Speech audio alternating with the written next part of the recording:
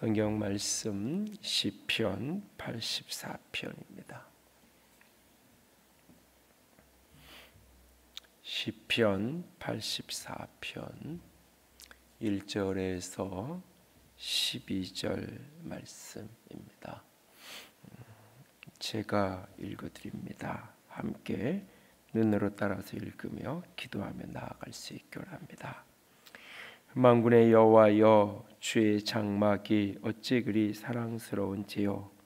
내 영혼이 여호와의 궁정을 사모하여 쇠약하며 내 마음과 육체가 살아계시는 하나님께 부르짖나이다.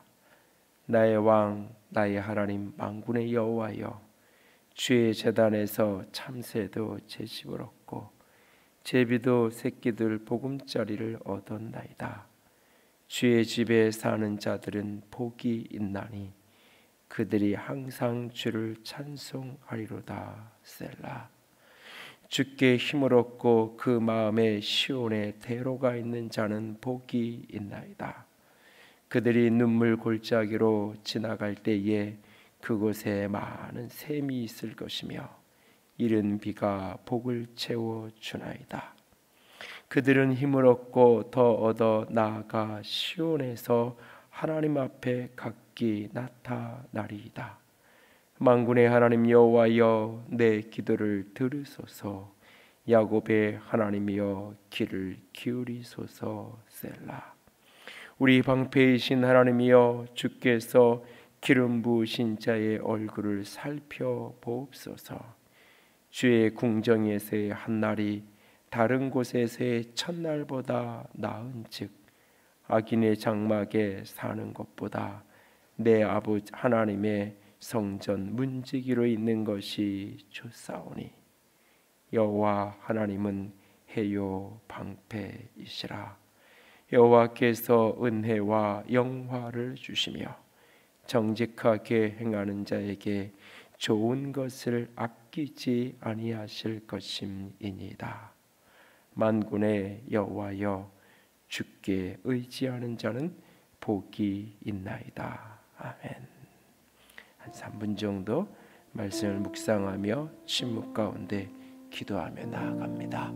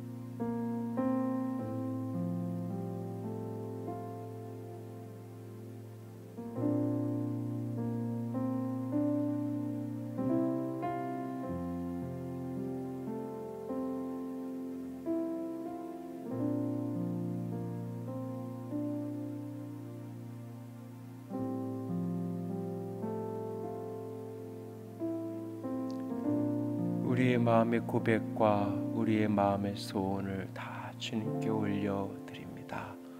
우리 주님 예수님 이름으로 기도드렸습니다. 아멘. 성경 말씀 요한복음 19장입니다.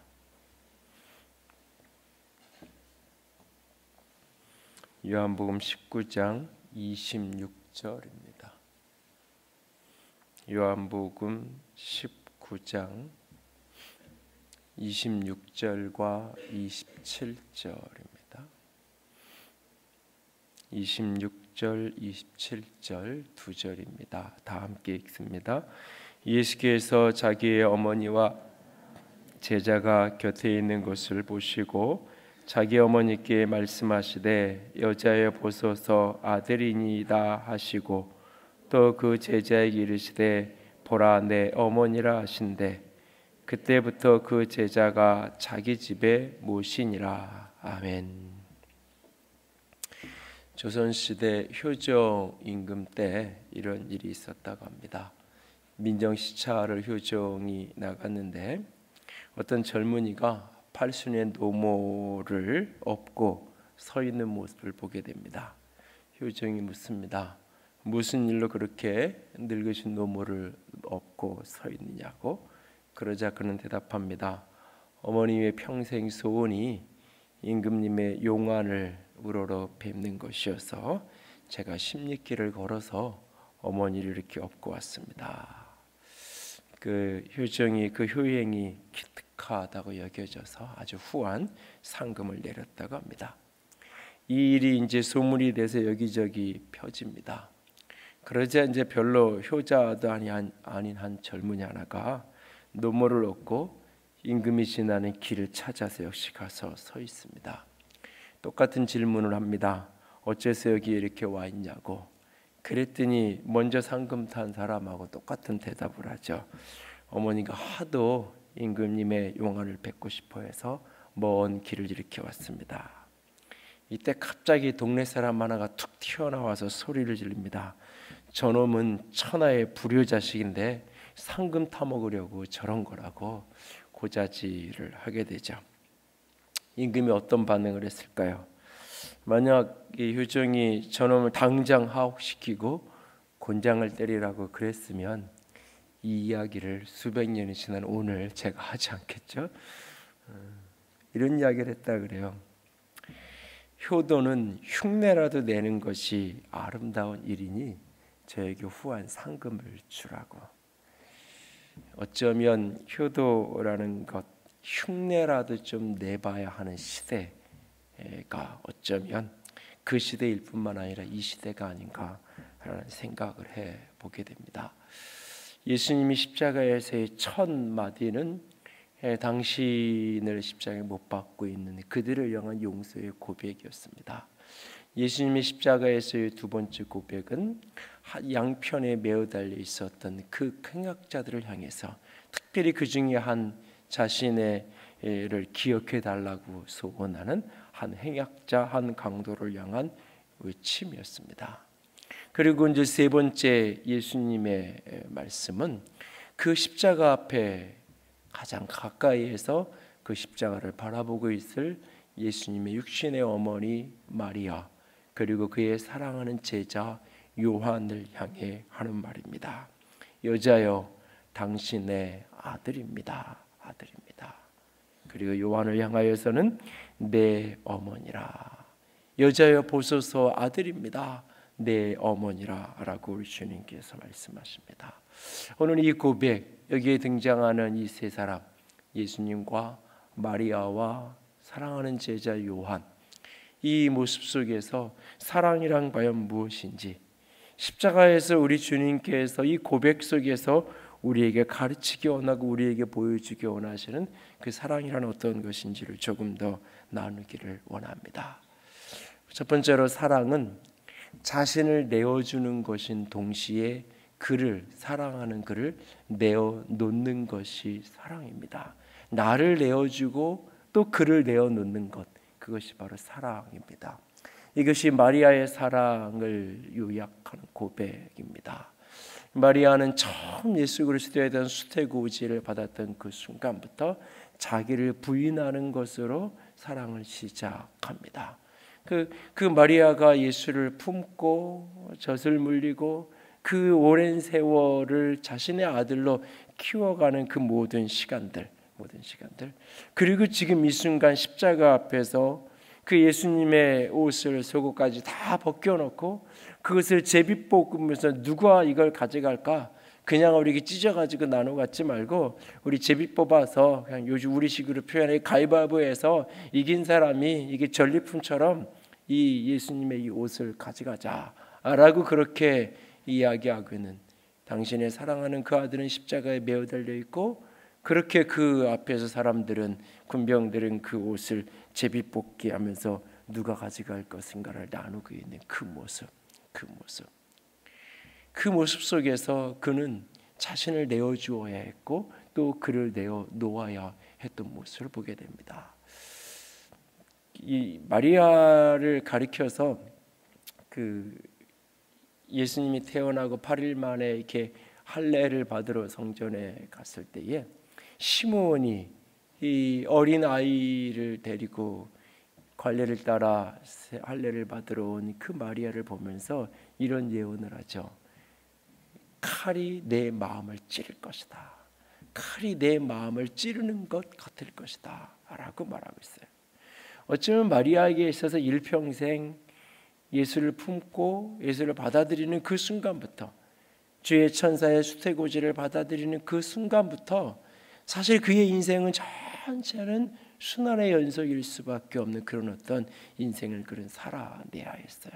끊임없이 끌어안고 끊임없이 내 아들이지만 내 아들이 아닌, 내가 품었지만 그것을 끊임없이 놓아야 하는 그 여정을 살아가야 하는 그 모습, 끊임없이 그곳에서 그는 자기를 부인하는, 처음에 미혼모라는 소리를 들으면서 수많은 사람들에게 10대 후반의 나이에 그 아무도 이해해 주지 않는, 예수님이 성령으로 잉태되었다는 것을 가장 확실하고 정확하게 믿는, 어떻게 보면 유일한 한 사람이 마리아요. 다른 누구도 그 말의 진실성을 사실은 온전히 믿어주는 사람이 이 땅에 아무도 없었을 때 그는 그것을 믿음으로 받아들였고, 믿음으로 받아들이는 그 순간 자신의 인생 전체를 사실은 내어주어야 되는, 자신의 인생 전체는 그 모든 희생과 헌신의 제물이 되어서 내어놓아야 했던 인생, 그리고 그 인생의 끝자락에 십자가에서 처절하게 고통받고 있는 그 아들을 바라보아야 하는 이 모습, 오늘이 또 공교롭게도 4월 16일이어서 세월호 5주년이 되는 날이기도 하는데, 이 자식을 내어놓는다는 것, 어떤 과정을 통해서 비록 임신이 되었든지 성령으로 잉태되었든지 내가 10개월을 내 태중에 품었고 고통의 신음 속에 낳았고 내가 양육했단 말이죠. 그 자녀를 내어놓아야 하는, 그 나 자신을 내어놓을 뿐만 아니라 그를 내어놓아야 하는. 오늘 본문에 보면 어찌 보면 이 마리아는 이 장면 속에서 굉장히 건조하리만큼 피상적으로 여기에 지금 서 있어요. 어쩌면 성경이 이것을 극도로 절제하고 있는 거예요. 지난 주일에도 잠깐 이야기 드렸지만 어떤 인간적인 감정을 자극하는 요소들을 이 순환의 여정 속에서 극단적으로 성경을 건조하게 표현을 해요. 이 상황 속에서 마리아가 어떤 사실은 소리를 지르든지 비명을 지르든지 그 군병들에게 좀 이렇게 그렇게 하지 말라고 묵박지르든지 뭐 어떻게 할 법한데 어떤 행위도 하지 않는 그러면서 그것을 이렇게 가장 가까이에서 말없이 바라보고 있는, 왜냐하면 그는 알고 있어요. 그는 천사들이 찾아와서 했던 이야기도 그 인생의 수많은 순간순간마다 예루살렘 성전에 12살에 올라갔다 내려왔다가 예수님이 하셨던 그 말도 이 마리아는 마음에 담아두었다고, 수태고지의 그날도 주의 천사가 와서 전해준 이야기도, 목자들이 와서 이야기를 했을 때도, 12살의 성전에 올라갔다 와서 예수님께서 내 아버지 있어야 될 것은 모르냐 그날도 그 마음에 한구석에 이걸 담아두었다고 말하고 있어요. 오직 유일하게 내 아들이지만 내 아들이 아니라는 것을 그는 알고 있어요. 가장 정확하게. 그리고 오늘 예수가 가는 저 길이 구원의 길이고 저 길이 인류의 모든 생명을 사랑하는 길이라는 사실을 그는 알고 있어요. 가장 고통스럽지만 그 아들을 그렇게 내어주어야 해요. 내어주어야 해요. 이게 어쩌면 하나님의 사랑의 작은 모형과 같은 그림자의 모습이 마리아의 사랑의 모습에서 그려지고 있는 거예요. 자신의 전부를 내어줄 뿐만 아니라 그를 내어놓는. 사실 어쩌면 이 그림자가 결국 어쩌면 부모가 자식을 사랑하는 모습이죠. 부모가 자식을 사랑하는 과정이 두 가지 과정이에요. 끊임없이 나를 내어주는 과정이에요. 내어주는 과정이에요. 그리고 어느 시점부터는 끊임없이 그를 놓아주는 과정이에요. 사랑하기에 나를 내어줄 뿐만 아니라 사랑하기에 그를 내어놓아야 돼요. 마지막까지 그를 놓지 않고 나를 주려고만 하면 결국은 그 사랑은 자녀에게 축복이 되지 못하고 자녀에게 그것이 저주가 되고 말아요, 사실은. 그래서 끊임없이 나를 내어주지만 나를 내어주는 마지막 표현은 어느 순간부터 잡은 손을 놓는 거예요. 나를 내어주는 마지막 선택은 그를 놓아주는 거예요. 스스로 자신이 가야 될 자기 인생을 살아갈 수 있도록 그를 내어놓는 거예요. 그래서 나를 주면서 동시에 내어놓는 그 연습을 끊임없이 사실은 해가는 거예요. 자녀를 키우면서. 그것이 어쩌면 부모의 사랑의 모습이죠. 우리가 누군가를 사랑한다는 것, 주님이 우리를 사랑하신 것처럼 우리가 누군가를 사랑한다는 것, 그 사랑은 나를 내어주는 거예요. 누군가를 사랑한다는 것은 자신을 깨어지기 쉬운 상태, 상처받기 쉬운 상태로 내어놓는 것, 이런 얘기를 하잖아요. 이 사람들 인간관계에서 누가 상처를 더 많이 받는, 사실은 더 많이 좋아했던 사람, 더 많이 사랑했던 사람이 더 사실은 늘 상처를 받게 마련이에요. 내가 누군가를 사랑하기로 선택한다는 것은 내가 스스로 상처받기로 결정하는, 사실은 그게 사랑이에요. 사실. 그러니까 오늘날은 사랑에 대한 많은 이야기가 나를 상처받게 안 해줄 사람, 내 상처를 싸매줄 사람, 나를 도와줄 사람을 찾나 나서는 그것을 사랑이라고 오해하고 있는 거죠. 사실은 그것은 엄밀한 사랑이에요. 사랑은 끊임없이 나를 그렇게 내어주는 거예요. 그리고 내어주는 그 여정이 어느 순간부터는 그를 놓아주는 그것이 진정한 의미의 사랑일 거예요. 오늘 예수님이 십자가에서 보여주는, 특별히 마리아를 통해서 우리에게 드러나고 있는 그 사랑은 자신을 내어주는 사랑, 자신을 내어주는 사랑, 그리고 그를 내어놓는 그 사랑. 그 사랑 앞에 십자가에서 예수님이 마지막 죽으면서 마지막 그 순간에 여자여 보소서 아들입니다 라고 이야기하고 있어요. 이 여자여라고 이 표현은 극존칭의 표현이에요. 그래서 이 표현을 어떻게 해석할 거냐, 뭐 이렇게 마지막 죽는 순간 이렇게 이 어머니한테 쉬운 얘기를 여사님 뭐 이렇게 얘기한다는 거는 이게 좀 이렇게 어떤 이렇게 거리감을 주는 표현이 아니냐, 이 여자애를 어떻게 해석할 거냐에 논란이 많아요. 그런데 중요한 것은 뒤에 아들입니다라고 이 표현이 사실 더 중요한 거예요. 여자여가 단순히 이게 어떤 일반적인 표현으로 극존칭의 여성을 존칭하는 어법의 표현인데, 이것이 예수님이 마리아와 어떤 거리감을 주기 위해서, 이제까지는 내가 당신의 육신의 아들로 이 땅에 살았지만 나는 이제 당신이 믿고 따라야 될 구원자라고, 메시아라고 하는 그런 것을 확인하기 위해서 여자라는 표현을 썼다. 만약에 그렇게 이야기한다면 뒤에 아들입니다라고 말하면 안 되죠, 사실은. 그래서 이건 그냥 자연스러운 해석은 어머니 당신의 아들입니다, 다시 한번 마지막으로 내 얼굴 한번 보십시오, 그 표현일 수 있는 거예요.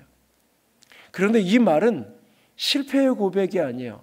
실패하고 좌절하고 내가 성공해가지고 내가 어머니 잘 모셔야 되는데 내가 이것밖에 안 돼서 이렇게 실패한 인생이 돼서 너무너무나 죄송합니다라고 하는 그런 고백이 아니에요. 마지막 이 순간 예수님은 지금 이 십자가의 언덕을 넘어가면 그는 다시 육체를 입기 위해서 벗었던 모든 영광을 다시 취하게 될 거예요. 이 십자가의 여정을 통과하는 그 순간 하늘과 땅의 모든 권세를 가진 영광의 왕으로 그는 다시 그 제자리로 돌아가야 될 거예요. 그리고 십자가의 이 순간 그는 온 인류의 구원, 온 인류를 향한 모든 짐을 다 짊어지고 지금 이 길을 걸어가고 있어요. 그런데 그 순간, 어떻게 보면 역사서의 가장 중요한 일을 앞둔 그 순간, 마리아를 향하여서 보소서 아들입니다 라고 이야기해요. 보소서 아들입니다. 이것은 내가 당신의 아들인 것을 나는 자랑스럽게 생각하며 살아가고 있습니다. 내가 당신의 아들로 태어나서 내가 비록 하나님이지만, 내가 온 일을 구원할 메시아이지만, 내가 당신의 아들로 당신의 태를 빌려서 이 땅에 와서 내가 마리아 당신의 아들로 불려지면서 살았던 지난 시간들이 나에게는 부끄럽고 수치스럽고 감춰야 될 그 무엇이 아니라 위대하고 거대한 어떤 비전과 사명 앞에서 숨겨야 되고 가려야 될 어떤 것이 아니라 가장 당당한, 가장 아름다운 선택, 내 인생의 가장 큰 축복은 내가 당신의 아들로 살았던 시간들입니다 라고 하는 그 고백이에요. 그 사랑이란 나를 내어주는 것이고 그를 내어놓는 것일 뿐만 아니라 그 관계를 긍지를 가지고 바라보는 거예요. 그 관계를 자랑스럽게 여기는 거예요. 상대방의 지금 모습이 어떠하든지 상관없이 내가 그와의 관계 속에 머물러 있다는 것, 그가 내 아내고 내 남편이라는 것, 그가 내 아들이고 내 부모라는 것, 그가 내 교회 형제고 내 지체라는 것, 그것을 자랑스럽게 여기는 것, 그것이 사랑의 가장 아름다운 모습이에요. 가장 극단적인 불효가 뭐예요? 아버지를 아버지라고 부르지 않는 거예요. 아버지가 초라하다고, 때로는 허물이 있다고, 내가 그 자녀됨을 내가 거절하고 숨기고 감춘다면 그것은 그 부모의 가장 큰 수치이고 가장 큰 아픔이에요. 그래서 어두운 걸 숨어버리고 말잖아요. 때로는. 지금 이 순간 예수님은 자신의 하늘아버지가 주신 그 위대한 사명을 위해서 그 길을 걸어가고 있어요. 그 역사의 위대한 사명 앞에 내가 지금 육신의 아들로 태어난 거, 그것도 성령으로 잉태해서 그냥 그 태만 빌려서 이 땅에 태어난 이 모습에 대해서 그냥 당신은 심부름 잘했다고, 당신은 그냥 쓰여지는 도구였을 뿐이라고. 아니요, 내가 육신을 입고 사는 이 세상에서 내가 가장 행복했던 순간, 내가 이 세상에서 내가 불려졌던, 내 이름이 불려졌던 가장 아름다운 이름, 그것은 내가 당신의 아들이라고, 마리아의 아들이라고 불려졌던 그 시간들이 내가 가장 자랑스러운 시간이었고 가장 복된, 가장 축복된 시간이었습니다. 그걸 지금 고백하고 있는 거예요. 지금 예수님의 인생에 대해서 가장 정확하게 꿰뚫어 보고 있던 사람이 마리아예요. 어떻게 오셨고 어떤 인생을 살아야 되고 어떤 인생을 가야 하는지 가장 정확하게 알았던, 그리고 그것을 가장 정확하게 가르쳐주고 가장 정확하게 교훈해 주었던 그가 또 어머니일 거예요. 내가 당신의 아들로 태어나서 내가 당신의 아들로 사는 것이 나에게 축복이었습니다. 당신의 마음이 칼을 찌를 듯한 그 고통을 짊어지고 나를 품고 안고 살아준 것에 대해서 고맙습니다. 여러분, 낙태죄가 위헌이고 더 이 죄가 아니다라고 그 형법에서 규정을 하는 거죠. 형법에서 그렇게 규정을 하는 거예요. 그 여성의 권리라는 이야기를 하면서 그것하고 이제 여성의 권리하고 이제 이 태중인 태아의 생명권을 자꾸 충돌되는 개념, 양립되는 개념으로 자꾸 여론에서 몰아가고 이걸 이렇게 이슈화시키는 것은 굉장히 위험한 사실 논쟁인데, 그럼 어쨌든 이 태중의 그 생명으로 있을 때 결국은 가장 연약한 상태예요. 심지어는 그걸 생명으로조차 여기지 않잖아요. 뭐 오래전에 우리 교인 중에 한 분이 임신 8개월 이렇게 됐을 때 교통사고가 나서 태중의 아이가 태중에 사산을 했는데 어떤 보험도 받지 못해요. 어떤 보장도. 임신하자마자 보험을 따로 별도로 들어놓지 않는 이상 어떤 보상도 받지 않아요. 그냥 엄마의 치료를 위한 보상만 있을 뿐이지 법적으로는. 어떤 생명으로 행정상 출산하지 않는 이상은 생명으로 인정하지 않으니까 사망사고도 아닌 거예요. 교통사고 났어도 그 일은. 세상은 그렇게 이야기하는지 몰라요. 그리고 가장 연약한 그런 상태예요. 그러나 하나님의 생명으로 그 속에 그렇게 잉태되어 있어요. 가장 연약한 상태. 마리아가 극단적인 마음을 먹었다면, 마리아가 그를 거부했다면, 마리아가 그를 품기를 거절했다면, 사람은 태어나서 그냥 놔두면 죽게 돼 있는 거예요. 인간은 태중에 있을 뿐만 아니라 이 세상 자연계에 있는 수많은 동물들 중에서, 짐승들 중에서 가장 연약한 존재를 태어나는 존재가 어떤 의미에서 사람이에요. 태어났을 때 그냥 그대로 놔두면 죽게 되는 거예요. 방치하면, 그냥 놔두면 누군가가 안고 품고 누군가가 먹여주고 누군가가 돌봐주지 않으면, 마리아가 그것을 하지 않았다면, 그냥 그렇게 내어버려 두었다면 예수는 당신의 사명을 이룰 수 없어졌어요. 그 모든 것을 잊지 않고 기억하고 그 관계를 긍지로, 자랑으로, 그가 세상에 어떤 사람이었는지 상관없이, 사람들이 그를 어떻게 여겨주고 어떤 권세자로 어떤 유명한 자로 대하든지 상관없이 내가 당신의 아들이었던 게 나에겐 자랑스럽습니다. 보소서, 아들입니다. 내가 당신의 아들입니다. 아들이 여기 있습니다. 당신이 여태까지 키워준 그 인생의 목적 잃어버리지 않고 고통스럽지만 하늘아버지가 주신 그 사명의 길을 내가 오늘 하나님의 아들로서의 그 길을 내가 걸어갑니다. 당신의 아들로 육신으로 와서 살았던 그 시간 감사합니다. 그 고백이 담겨져 있는 거예요. 내가 누군가를 사랑한다는 것은 그 관계를 자랑스럽게 여기는 거예요. 그 관계성에 긍지를 누리고 살아간다는 거예요. 가장 기본적인 게, 그 전제 위에서 무언가를 섬기고 무언가를 나누는 거 다 그 다음의 문제인 거예요. 그 다음의 문제. 사랑한다는 것, 나를 내어주고 그를 내어놓는 것이고, 사랑한다는 것, 그것은 그 관계를 자랑스럽게 여기는 거예요. 그리고 오늘 주님은 사랑하는 제자, 사랑받는 제자 요한에게 말합니다. 내 어머니라 라고 말합니다. 사랑은 육신의 혈연을 뛰어넘는 거예요. 사랑은 하나님의 우리를 향한 부르심이고 우리를 향한 사명이에요. 내 어머니라. 이제부터 내 어머니라. 그냥 이렇게 말할 수 있잖아요. 네가 잘 돌봐드려라. 내가 나는 이 길을 가니까 이제 네가 좀 잘 섬겨줘라. 이렇게 말할 수 있잖아요. 근데 그런 식으로 말하지 않아요. 너의 어머니다라고 말하고 있어요. 새로운 영적인 관계가 형성되는 거예요. 육적인 혈연 관계와 상관없는 새로운 공동체가 여기서 만들어지는 거예요. 새로운 가족, 새로운 공동체, 새로운 생명 공동체가 여기서 만들어지는 거예요. 그리고 요한은 그날로 그를 자기 집에 가서 모셨다고 이야기해요. 지금도 터키의 에베소에 가면 요한의 집이라는 곳이 유적으로 남아있어요. 그게 고증으로 얼마나 100% 확실한지는 여전히 논란거리긴 하지만, 에베소 그 구시가지 고대의 그 에베소 유적들이 내려다 보이는 저 언덕 위에 요한의 집, 그곳에 마리아의 집이 함께 있어요. 요한이 에베소를 목회하는 그 여정에서 마리아를 그곳으로 모셔와서 거기에서 평생 모셨다라고.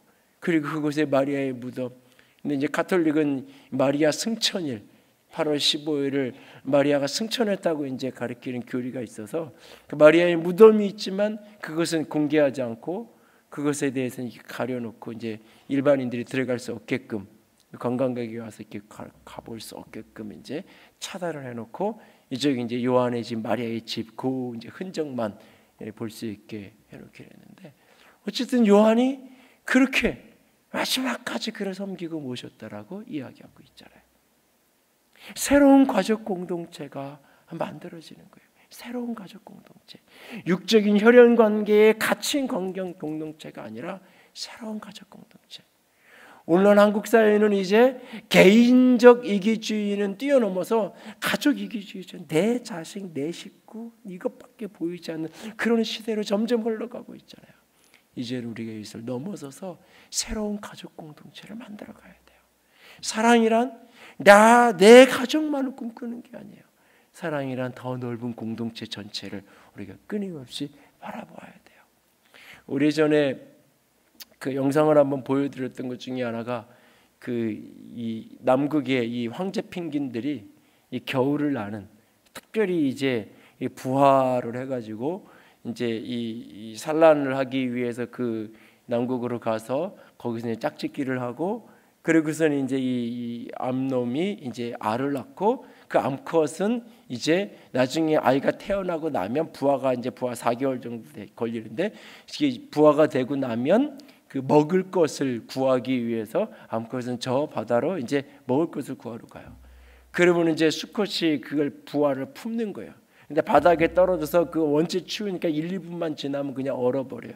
한번 얼고 나면 아무리 품어도 생명이 존재하지 않잖아요. 그러니까 자기 발등위에 그 알을 올려놓고 자기 몸으로 덮어가지고 이것을 이제 4개월 동안 품는 거예요. 근데 그러다가 놓치기도 하고 뭐 놓치면 이제 뭐 다리 그 비슷하게 닮은 막 그 얼음을 갖다가 이렇게 자기 품는 신용을 하기도 하고 이게 이제 남극의 눈물이라 KBS 다큐멘터리에도 이제 그런 장면들이 같이 등장을 하는데 이렇게 4개월 동안 이렇게 품는데 그 세찬 비바람 4개월 동안 어떤 빛도 들지 않은 그냥 캄캄한 암흑 속에 시간이 흘러가는 그 남극의 겨울 영하 50도에서 거의 70도까지 내려가는 그 시간 동안을 함께 붙어가지고 품는.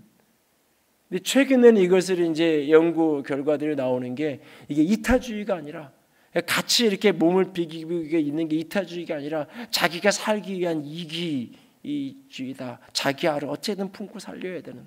그런데 이들이 같이 이렇게 거기서 이렇게 무리를 지어서 그 바람이 몰아치는데 같이 모여 있는데 가만히 서 있는 게 아니라 1분에 대략 한 이렇게 1분에 10cm 정도 30초에 5cm 1분에 10cm 정도씩을 짧게 움직인다 그러죠. 그러니까 멀리서 오면 제자리에 서 있는 거예요. 근데 이게 마치 이렇게 나선형처럼 이렇게 움직여가지고 지금 앞에 이렇게 있었으니까 바람을 맞았으니까 조금 지나니까 우리 자리 바꿔 이게 아니에요. 그 약간 미세하게 계속 이게 마치 물결을 치듯이 바닷물이 가만히 있는 것 같아서 계속 이렇게 흔들리는 것처럼 파동을 일으키듯이 미세하게 이렇게 움직이는 거예요. 그러면서 바깥에 있는 펭귄들은 안쪽으로 들어가고 안에 있는 펭귄들은 바깥으로 나오고 그러면서 그래서 그 안쪽은 대략 한 20도 정도의 온도를 유지하고 때로는 많이 밀착되어 있을 때는 한 30도 이상의 온도를 유지하면서 그 영하 50도가 넘고 70도가 내려가는 그 비바람 세찬 눈보라가 치는 것을 견뎌내는. 만약에 내 자식만 살리겠다가 나 혼자 덩 떨어져 있었으면 나도 죽고 그 아이도 죽는 거죠. 함께 걸어가는 거예요. 함께. 우리는 자꾸 나만 살면 된다라고 나만 살면 된다라고 내 자식만 살면 된다라고 아니요. 같이 새로운 공동체성을 끊임없이 생각하면서 같이 바라봐야 돼요. 교회도 내 교회만 어떻게 살면 되는 게 아니에요. 내 교회만 어떻게 성장하면 되는 게 아니에요. 같이 함께 돌아보면서 함께 성장하고 함께 어떻게 보면 걸어갈 수 있을까. 주님이 내 어머니라고 요한에게 말하고 있어요. 내 어머니라. 새로운 공동체성, 새로운 관계를 만들어내는 거예요. 사랑은 내가 이미 사랑하던 그 울타리에 갇혀 있는 게 아니에요. 내가 사랑하는 그 사랑 안에 갇혀 있는 게 아니에요. 끊임없이 이것이 저 바깥으로 끊임없이 확장되어야 돼요. 그리고 그게 나를 살리는 거예요. 결국 나를 죽이는 게 아니라 그 결국 나를 살리고 우리를 살리는 역사인 거예요. 오늘 주님이 십자가에서 여자여 보소서 아들입니다. 내 어머니라 어머니에게 그리고 요한에게 이야기합니다. 이것이 사랑이 무엇인지. 사랑은 나를 내어주는 것이고 내어놓는 것이고 사랑은 끊임없이 그 속에서 그 관계를 긍정하는 내가 당신의 아들인 것이 나는 행복하고 감사했습니다라고 고백하는 게 사랑이에요. 그것이 사랑이에요. 그리고 내 사랑을 끊임없이 확장시켜가는 내 가족 여기에 갇혀있는 게 아니라 끊임없이 그 너머로 사랑하면서 함께 걸어갈 수 있는 그것이 결국 우리를 살리고 그것을 결국 우리 모두를 일으켜 세워 갈 것입니다. 오늘 주님이 십자가에서 보여주신 그 사랑의 모습으로 오늘의 사랑으로 걸어갈 수 있기를 주님의 이름으로 부탁을 드립니다. 함께 찬양합니다. 아버지 당신의 마음이 있는 곳에 나의 마음이 있기를 원해요. 아버지 당신의 눈물이 고인 곳에 나의 눈물이 고이기를 원해요. 함께 찬양하며 나아갑니다. 아버지 당신의 마음이 있는 곳에 나의 마음이 있기를 원해요. 아버지 당신의 눈물이 고인 곳에 나의 눈물이 고이길 원해요.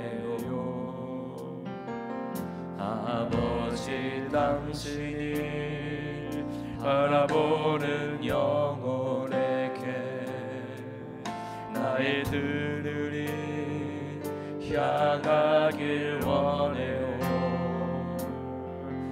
아버지 당신이 울고 있는 어두운 땅에 나의 두 발이 향하길 원해요. 나의 마음이 아버지의 마음 알아. 내 모든 뜻 아버지의 뜻이 될 수 있기를 나의 온 몸이 아버지의 마음 알아. 내 모든 삶 당신의 삶 되기를. 나의 마음이 아버지의 마음 알아. 나의 마음이 아버지의 마음 알아. 내 모든 뜻 아버지의 뜻이 될 수 있기를. 나의 온 몸이 아버지의 마음 알아. 내 모든 삶 당신의 삶 되기를. 기도하며 나아갑니다. 사랑은 여기 있으니 우리가 하나님을 사랑한 것이 아니요 하나님이 우리를 사랑하사 우리 죄를 속하기 위하여 화목 제물로 그 아들을 보내셨습니다. 사랑하는 자들아, 하나님이 이같이 우리를 사랑하셨은즉 우리도 서로 사랑하는 것이 마땅하니라. 어느 때나 하나님을 본 사람이 없이되 만일 우리가 서로 사랑하면 하나님이 우리 안에 거하시고 그의 사랑이 우리 안에 온전히 이루어지느니라. 아멘. 주님, 사랑으로 나를 내어줄 수 있게 하시고 사랑으로 그를 내어놓을 수 있게 하여 주시옵소서. 사랑으로 우리의 관계 속에 긍지를 갖게 하시고 사랑으로 이 사랑의 울타리를 끊임없이 확장해 갈 수 있는, 이 울타리에 넘어 있는 이들까지도 끊임없이 사랑할 수 있는 주님, 내가 우리가 되게 하여 주시옵소서. 함께 기도합니다. 사랑의 하나님, 영광의 하나님, 주님만을 바라봅니다. 아버지의 사랑의 영으로, 아버지의 사랑의 영으로 더 아버지 충만하게 하시옵소서. 아버지 나의 온 아버지 주를 향한 사랑으로 나아갈 수 있기를 원합니다. 주를 향한 사랑의 소원으로, 주를 향한 사랑의 열정으로, 주를 향한 사랑의 아름다움으로 가득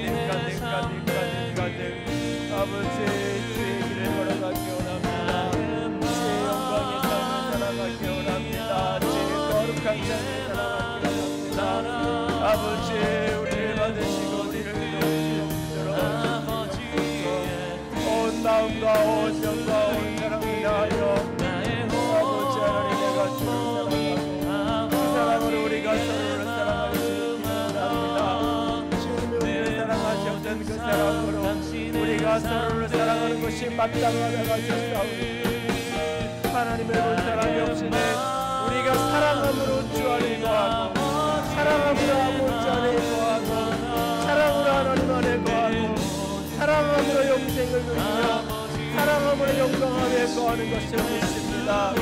아버지 오늘도 내가 사랑하게 하시옵소서. 오늘도 우리의 관계를 긍지를 낼수 있게 하시고 오늘도 우리가 내 어머니가 말씀하시는 그 고백처럼 우리가 서로를 그렇게 사랑으로 품고 사랑으로 품고 사랑으로 품고 사랑으로 또 품고 살아갈 수 있도록 아버지 우리의 마음을 위해 우리의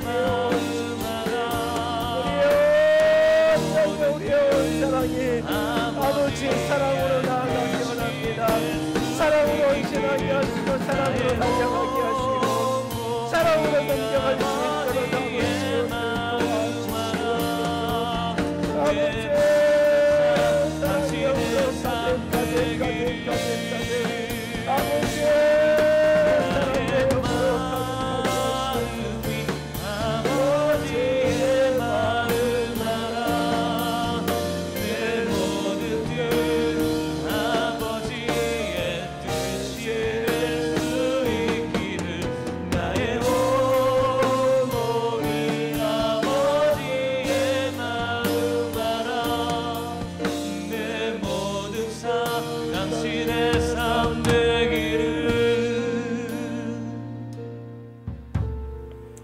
아버지 사랑으로 아버지를 본 사람이 없지만 사랑 안에 거하는 자는 아버지 안에 거하는 자라 하셨습니다.